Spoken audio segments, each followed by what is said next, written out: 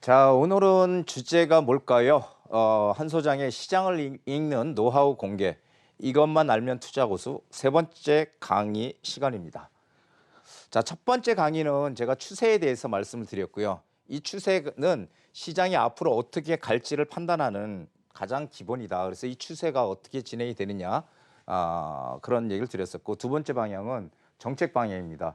정책 방향은 지금은 전 세계가 이제 글로벌화 돼 있잖아요. 그래서 같이 동조하고 그렇게 돼 있기 때문에 정책 방향, 선진국들의 정책 방향 이런 것들을 보면 또 우리가 앞으로 어떻게 갈 수 있는지 알 수 있다는 얘기를 해드렸고요. 세 번째 강의는 차별화 시장입니다. 차별화. 앞으로 시장은 점점 차별화될 것이다. 자, 오늘 중요한 얘기예요. 지금 앞으로 양극화는 가속화돼서 오르는 곳과 오르지 않는 곳으로 크게 재편될 것이다라는 것. 이거 정말 중요한 얘기니까요. 자, 지금부터 집중하고 들어보시기 바랍니다. 자, 차별화 시장의 투자 비밀. 이게 왜 자꾸 지역적으로 차별화가 생기는지를 알아야 된다는 얘기죠. 그래야지 우리가 어느 쪽으로 투자를 해야 될지 알 수 있으니까요. 자, 과거에는요, 우리가 인구도 폭발적으로 늘어나고 그리고 주택 공급은 턱없이 부족하던 그런 시절이 있었죠. 그럴 때 이게 집입니다. 집이 1번 집부터 이 10번 집까지 집이 10채가 이렇게 있어요. 근데 1번 집은 가치가 가장 커. 지금 기준으로 봤을 때 예전에 몰랐지만 2번 집은 두 번째로 가치가 크고 3번 집은 세 번째, 4번 집은 네 번째로 가치가 크고 쭉 해서 10번 집은 가치가 가장 작은 게 10번 집이라고 가정을 하자고요.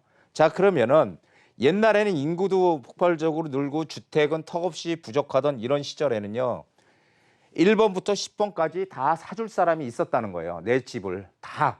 뭐 가치가 있든 없든 간에 내 집 장만이 목표였으니까요. 그러니까 다 사줬다는 거죠. 그러니까 1번 집은 오늘 내가 내놓으면은 갑자기 저녁 때 와서 누가 사겠다고 했고 2번 집은 한 이틀 지나니까 와서 사겠다고 3번 집 한 일주일 지나니까 소유자가 나타나게 되고 10번 집은요.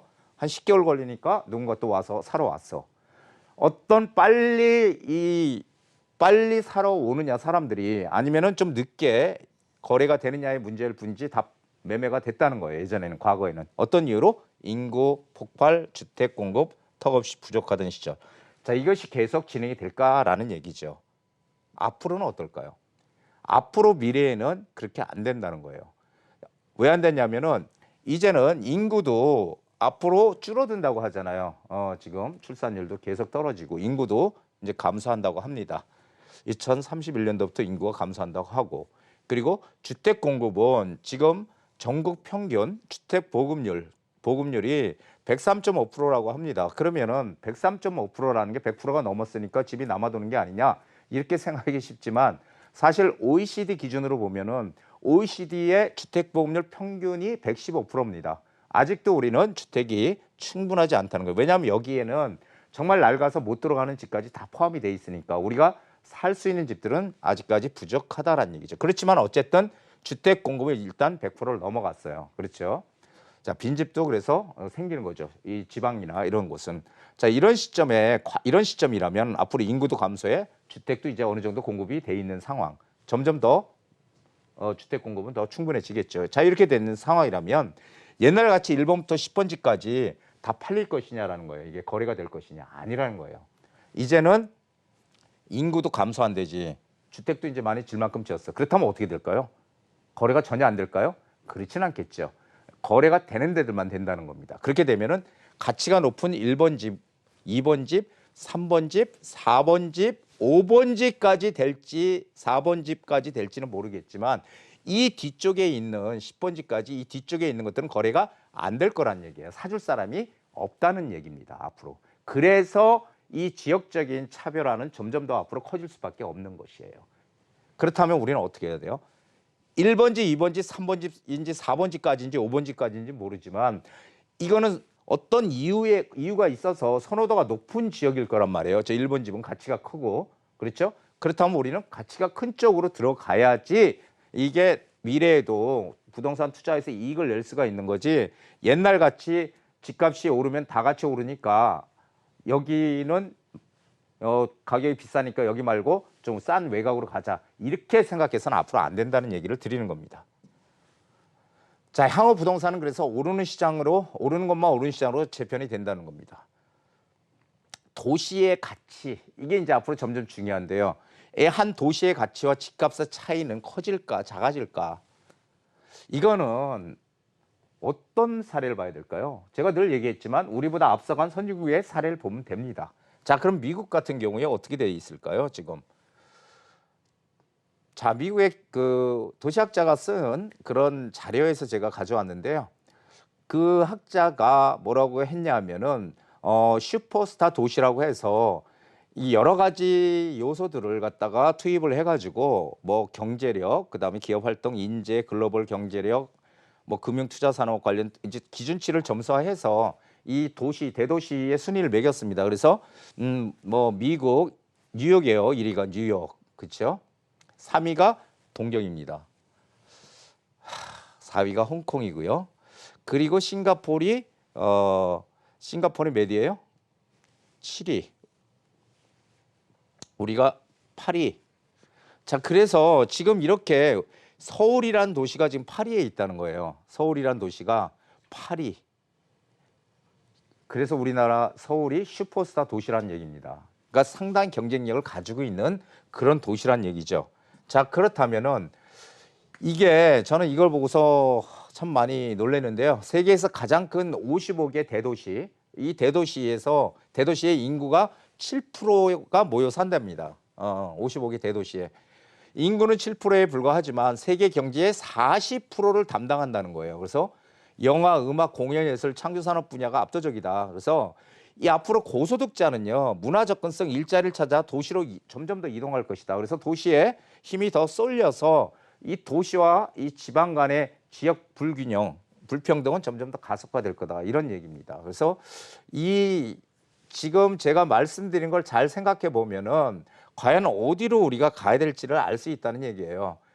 자, 도시의 가치와 집값은 점점 차별화될 것이다. 아까 제가 서두에도 말씀드렸지만은 왜냐하면은 이런 겁니다. 미국 뉴욕의 소호라는 지역에 중리주택, 중간 가격의 주택 한 채면은 라스베가스 가면 18채를 사고요. 애틀란타 가면 23채, 디트로이트 자동차 산업의 메카의 과거에 디트로이트 가면 29채를 살 수 있답니다.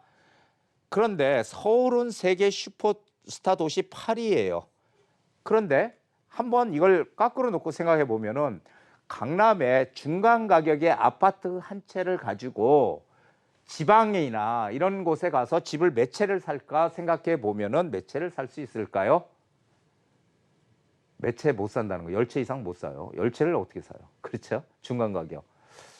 그런데 미국같이 그 경제학자들 똑똑한 뛰어난 천재들이 많이 살고 있는 그런 나라조차도 오히려 지역 간의 불균형, 격차는 더 커졌다는 얘기예요. 그래서 이렇게 많이 살 수 있다는 거예요. 우리는 어떻게 된다고요? 우리는 지금 상대적으로 미국에 비해서 지역 간의 격차가 작게 벌어져 있다는 거예요. 미국은 지금 더 많이 벌어져 있고. 그럼 우리는 앞으로 어떻게 될까요? 우리도 더 많이 벌어질 수밖에 없다는 거죠. 이게 바로 포인트입니다. 강남 상구 평균 아파트 가격, 지방의 주택 몇 채 살까 한번 곰곰이들 생각해 보세요. 아직 우리는 작게 벌어져 있고요. 향후에는 더 크게 벌어질 것이다. 제가 조금 전에 이제 말씀드렸죠.